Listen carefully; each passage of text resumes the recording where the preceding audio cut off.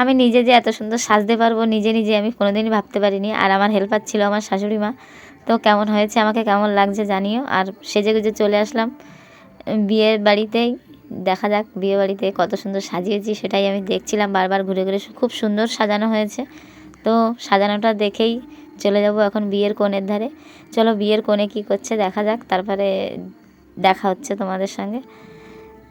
এসেই দেখছি বিয়ের কোণে এখানে বসে হাসি মুখ করে, আর আমি হলাম মামি শাশুড়ি। আমাকে কেমন লাগছে সেটাও জানিও, বিয়ের কোণেকে কেমন লাগছে সেটাও জানিও।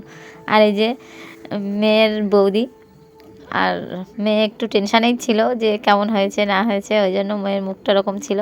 তো পরে আবার হাসি খুশি হয়ে গেল। আর ক্যামেরাম্যান সামনে ছিল, আমাকে বারবার বলছিল মামি শাশুড়ি একটু পোজ দিন, তো ওই জন্য আমি পোজ দিচ্ছিলাম।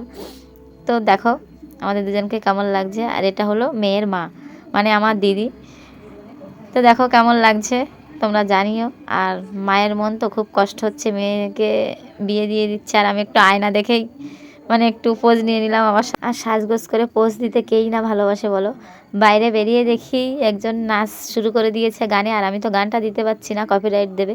তো সবাই ওর নাচ দেখছে, আর আমিও দাঁড়িয়ে দাঁড়িয়ে দেখছিলাম। আর দেখো সবাই দাঁড়িয়ে দাঁড়িয়ে দেখছে ওর নাচ কেমন নাচছে। আর এই দেখো কফি ফুচকা সবই বসেছে। তো এমনি ঠান্ডা তো পড়েছেই। এবার চলো এই যে আমাকে কেমন লাগছে জানিও। আর নাচটা সত্যিই খুব ভালো লাগছিল। তোমাদেরকে গানটা শোনাতে পারছি না, ওই জন্য বুঝতে পারছো না গানটা। এদিকে আমার বাবু দেখি কফি নিয়ে বসে গেছে, ঠান্ডা পড়েছে তো ওই জন্য কফি নিয়ে বাবু বসে বসে খাচ্ছে। আমি বলছিলাম বাবা তুই তো কফি খেয়ে নিলে, আমাকে দে। তো এই যে শালিরা দিদিমারা সবাই লাইন দিয়ে দাঁড়িয়ে আছে যে বরের গাড়ি ধরবে বলে বরকে ঢুকতে দেবে না। তো এটা তো জানোই সবাই যে বরের গাড়ি ঢুকলে শালিরা দিদিমারা সবাই আনন্দ করে। আর আমি দাঁড়িয়ে দাঁড়িয়ে কফি খেয়ে নিচ্ছিলাম, কারণ আমি সম্পর্কে মামি শাশুড়ি, ওই জন্য আমি তো দাঁড়াতে পারি না, ওই জন্য আমি দাঁড়িয়েছিলাম। আর বরের গাড়ি সবেই মাত্র আসলো, আর এদিকে বাজি রেডি করছে, বর ঢুকলেই বাজি ফাটানো হবে। তো বন্ধুরা দেখা হচ্ছে পরের ভিডিওতে।